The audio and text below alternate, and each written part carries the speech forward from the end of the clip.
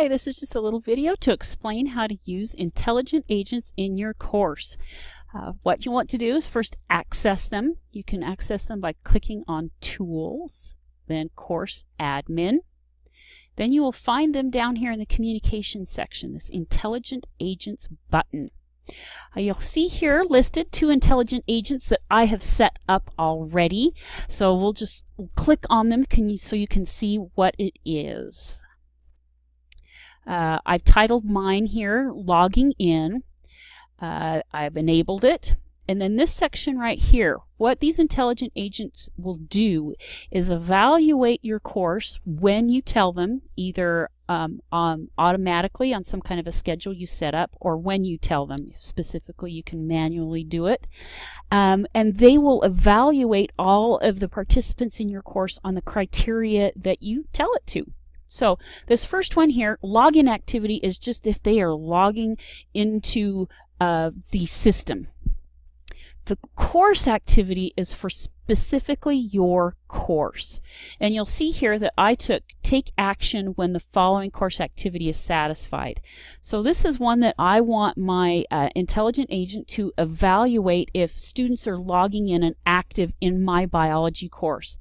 And the intelligent agent will do this, and it will flag any user that has not accessed the course for 4 days. You can set that for anything you want, 2 weeks, 1 day, whatever. If you want to have it be a positive reinforcement, you can click on this button here and say evaluate for the student has been accessing the course consistently over so many days. Next, the release conditions, and I'll show you that in a different intelligent agent that I set up. The next section, the agent action, you can then tell it to just evaluate it one time for the first time your students do something, or this is one that I clicked on, evaluate it every time. So since I set this one up to look at attendance or course activity, I want them to keep doing it, not just doing it once. Then the schedule, you will want to click Use Schedule. If you don't click on this Use Schedule button, then you have to manually tell the computer, the intelligent agent, to run when you want it to. So I'm going to click on this Update Schedule, and this is going to pop up. Right now, I say that I'm telling my intelligent agent to look at my course activity weekly and do it every week. I'm telling it to look at it on Tuesday.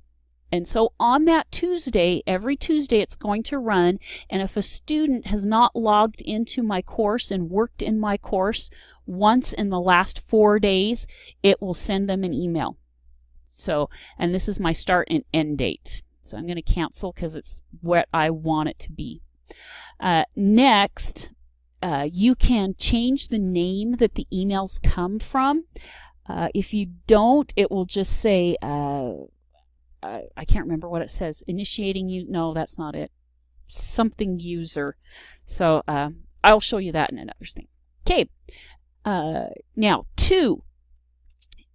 Who you want the email to go to. If you click on here, what special email addresses you can use.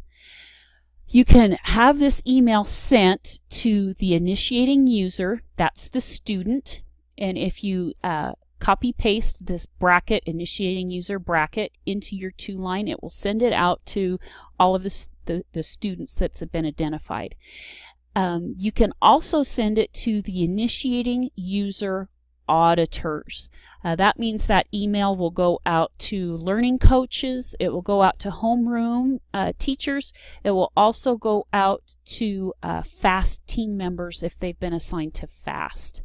Now you can see in this situation here, I've had a blank carbon copy sent out to the initiating user auditors. I just like to do that so, you know, Pete, Fred, and Susie don't know that Mom and Dad are getting a copy of this too, but you can have them in the to line, or you can have them in the CC line, or you can not include them at all, but that's just the way I set it up. Here is my email subject. I just say, hey, you know, is everything okay? I haven't seen you working in the course. But there are replacement strings that you can use. You'll see in my actual text, the body of my email, I have initiating user first name. So it says, "Hey Pete." You can stick that in there so it gives some personalization to the message. And then this is one that I used also. It can actually put in the date there. "Hey, I haven't seen you working in the course since," and it will put in that date there and say, "Is everything okay?" Then when this intelligent agent, according to the schedule, evaluates, it will send that email out with their first name and their login date in there to the student and those initiating auditors with that login information. So it's an easy way to keep tabs on your students without having you do it. I'm going to push save and close here, and I will show you another one that I set up. This one is Kudos, and it hasn't run yet because there should be not just sticks but carrots. So this one is not going to look at login activity or course activity. What I'm doing is I'm going to use release conditions. You can create and attach release conditions so that in this case, my release conditions are that a student has logged in and looked at some content topics. So they actually went to that lesson and opened it up. So those were these three release conditions right here, that they opened those 3 lessons.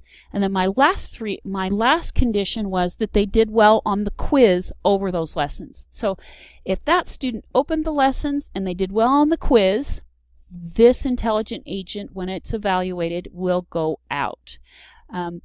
This time, however, I just wanted it to go out once.